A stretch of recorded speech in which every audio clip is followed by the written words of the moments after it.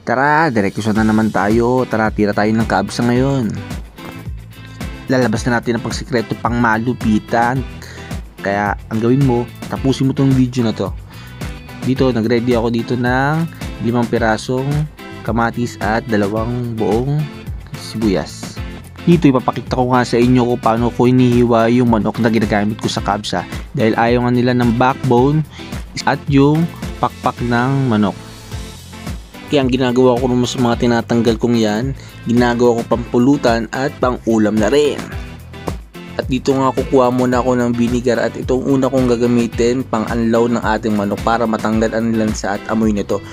At pagtapos yan, hugasan ko rin ng tubig na malinis yan. Nga pala, itong ginamit kong takalan ng baso at gumamit lang ako dito ng 3.5 baso na yan. Ganyan kahaba yun na. At ito na nga pala lahat ng ating gagamitin para sa ating kabsa.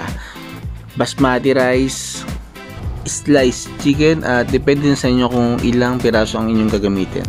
Tomato paste, dry lemon, 2 Maggi cubes, hale, cinnamon stick, 5 pieces na malalaking kamatis at 2 big 2 onion. At kabsa spice at gumamitin tayo dito ng oil, dry lemon powder, lemon juice, pepper, salt and hale powder. Okay, mag-alala ka idolo, ilalagay ko sa description ang kumpletong ingredients nito. At paki-comment na rin kung taga-saan ka para malaman ko kung saan umabot ang video na to. Dito nga sinutay ko na yung onion natin at nagdagay lang ako ng 1 tablespoon ng kabsa spice. After 3 minutes at ilagay ko na rin dito ang ating chicken at i-golden brown lang natin kabilaan. At kapag okay na yan, isusunod na natin yung mga kamatis natin at gigisa lang natin yan na mga 10 minutes at habang ginigisa natin yan, i-ready na rin natin yung ating pan-toppings na sliced onion din, maliliit na cubes at may kasamang oil, dry lemon. At ilagay ko rin sa description yan para alam nyo rin ang kompletong ingredients ng ating kabsa. Lagay na nga natin yung 3 pieces dry lemon, 8 pieces hale, cinnamon stick at 3 teaspoon of tomato paste.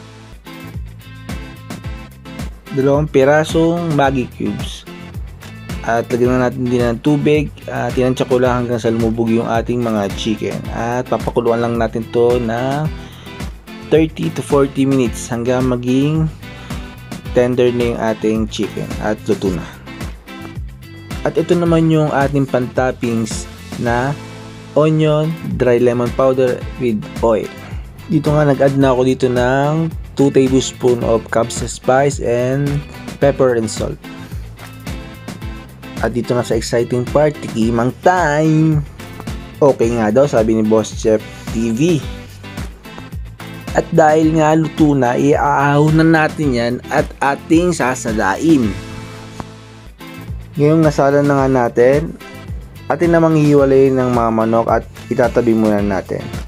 At dito, meron na nga tayong na-soak na basmati rice at ilalagay na natin sa ating pan at yung pinagpakuluan ng ating chicken ay natin gagamitin para sa ating pangsabaw. Habang nakasalang ating kabsa rice, papahiran natin ng chicken paste ang ating chicken. Kaya pala hindi ko na na-videoan ang paggawa nito pero ilalagay ko na lang sa description para makita nyo ang measurement ng ating chicken paste. Ito na ang sikreto pang malupitan. Nilalagyan ko talaga to ng kalahating lemon juice at siling haba. At dahil luto na nga aking kabsa rice, i-flex ko na yan.